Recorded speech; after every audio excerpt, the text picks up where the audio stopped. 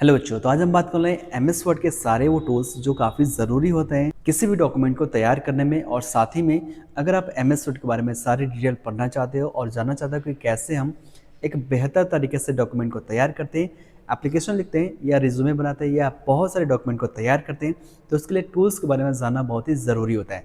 जैसे कि आज के इस वीडियो में बता रहा हूँ, सबसे पहले जो आपको जानकारी होनी चाहिए कि एमएस वर्ड में बहुत सारे ऐसे टूल्स होते हैं जो आपके लिए काफ़ी बेटर होता है। आप अपने डॉक्यूमेंट को बना सकते हो, साथ ही में सही जगह पर उसका उपयोग करके आप बेटर तरीके से अपने एप्लीकेशन या आप किसी भी डॉक्यूमेंट को तैयार कर सकते हो।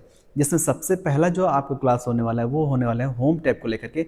होम टैब पे जितने भी आपको ग्रुप्स दिखाई देते हैं जिनका उपयोग करके हम बेहतर एप्लीकेशन तैयार कर सकते हैं, बेहतर डॉक्यूमेंट तैयार कर सकते हैं, वो इस वीडियो में आपको देखने वाले हैं। जैसे ही आप एमएस वर्ड को ओपन करोगे आपको सबसे पहले मिलेगा यहाँ पर होम टैब। होम टैब का जो है आप बहुत ही आसान तरीके से उपयोग करते हो और ये सबसे ज़्यादा ज़रूरी होता है कि आप होम टैब का उपयोग करके डॉक्यूमेंट को तैयार करो। सबसे पहले हमारा क्लिप बोर्ड आता है जिसमें हम क्लिप बोर्ड ग्रुप के नाम से जानते हैं, जिसमें जो आपको 4 ऑप्शन देखने को मिल जाता है जो काफ़ी ज़रूरी है, आपको जान लेना चाहिए। सबसे पहला ऑप्शन देखने को मिलता है हमारा पेस्ट करना। तो पहले हमको कॉपी करना पड़ेगा या कट करना पड़ेगा। किसी भी डॉक्यूमेंट या डेटा को हम पहले कॉपी करते हैं, फिर कट करते हैं या फिर हम पेस्ट करते हैं। ठीक है, अगर हम कोई भी डेटा को कॉपी किए हैं तो हम उसको डुप्लीकेट बनाएंगे। ठीक है, इसका शॉर्टकट की जो होता है हमारा कॉपी करने का वो होता है CTRL यानी कंट्रोल+C। जब भी हम कोई भी डेटा कॉपी करते हैं तो कंट्रोल+C कहा जाता है। जबकि जब हम कट करते हैं कोई भी चीज़ को लेकर के, ठीक है, जब हम कट करते हैं तो वहाँ पर जो हमारा जो आता है वो आता है CTRL+X। कंट्रोल+X से हम क्या करते हैं, कट करते हैं, जो बहुत आसान तरीके से किया जाता है।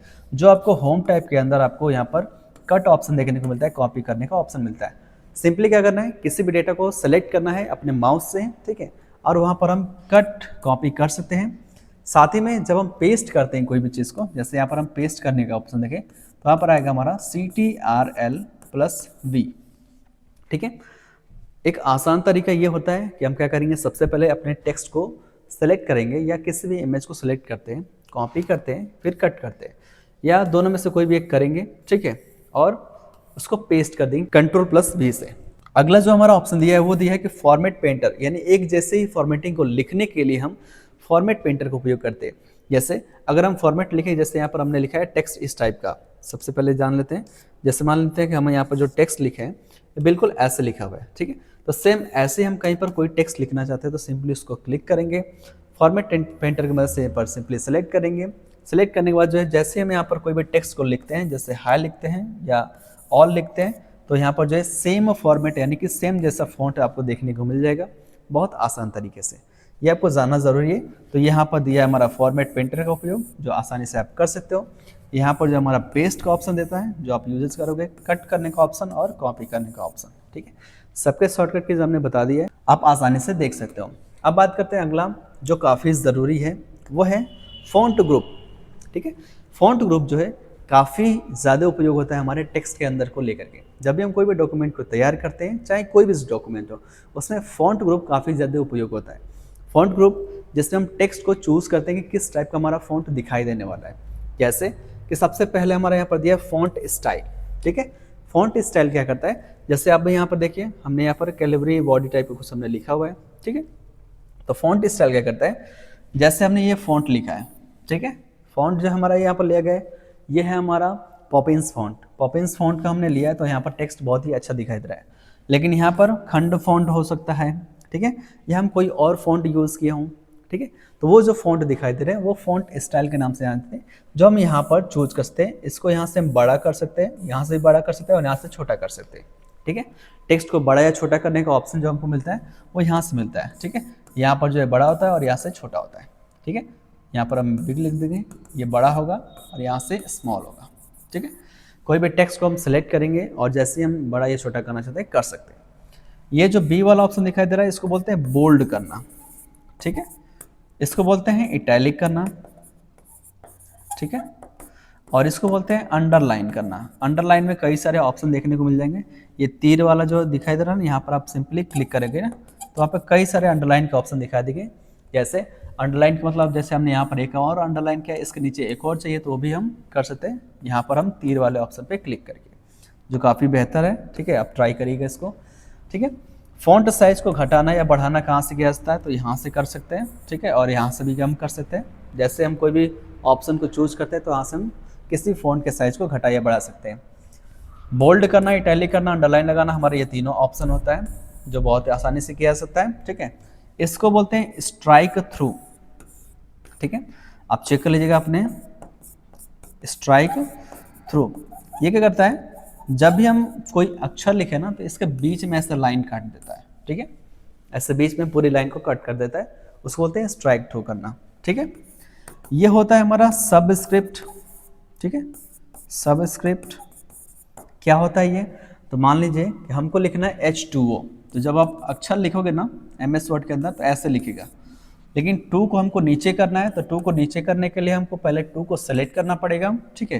तो फिर यहाँ पर H2O हो जाएगा। अब हमारा 2 क्या कर देगा, नीचे तक आ जाएगा हमारा, इसको बोलते हैं सबस्क्रिप्ट, फॉन्ट के अंदर ही आता है। फिर आता है हमारा यहाँ पर सुपर स्क्रिप्ट, जैसे हमको A का स्क्वायर लिखना है प्लस B का स्क्वायर लिखना है, ठीक है। तो इसके लिए हमको क्या करना पड़ेगा यहाँ पर, तो यहाँ पर मान लेते हैं कि हम लेते हैं ये, और 2 हमारा नीचे रहेगा तो 2 को सेलेक्ट करेंगे, और यहाँ पर ये वाला बटन को ऑन करेंगे तो 2 हमारा ऊपर चला जाएगा, ठीक है। इस तरीके से हम यहाँ पर यूज़ करते हैं, ठीक है।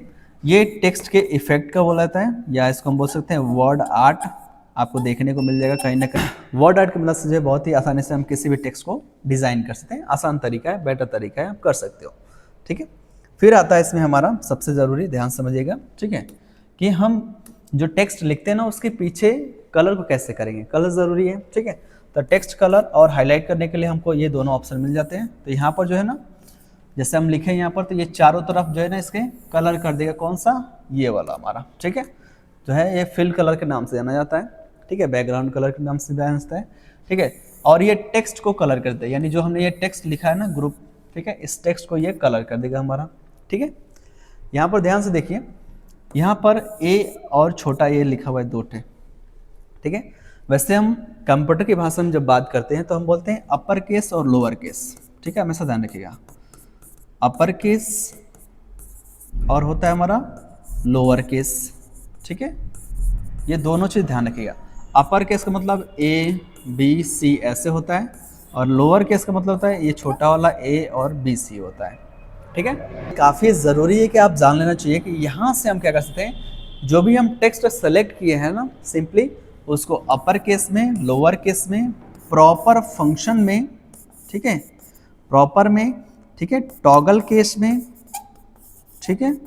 और हमारा एक और होता है जिसमें बहुत ज़रूरी है, वो पूरी तरीके से यहाँ पर वर्क करता है, जिसको हम बोलते हैं सेंटेंस केस, ठीक है, सेंटेंस केस। अगर आप इंग्लिश पढ़े होंगे तो बताया गया होगा कि जब भी हम कोई पैराग्राफ लिखते हैं तो उसमें जो सबसे पहला अक्षर क्या होता है, कैपिटल होता है, ये काफ़ी वर्किंग होता है।